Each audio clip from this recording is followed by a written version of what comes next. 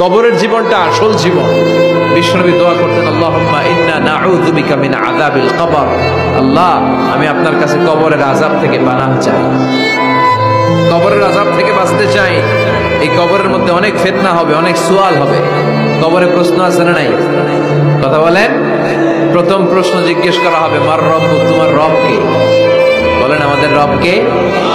ওয়া মা দীনুক, তোমার ধর্ম কি?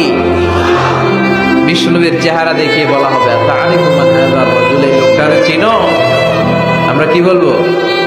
আমরা চিনি, উনি আমাদের প্রিয় রাসূল মুহাম্মদুর রাসূলুল্লাহ সাল্লাল্লাহু আলাইহি ওয়াসাল্লাম।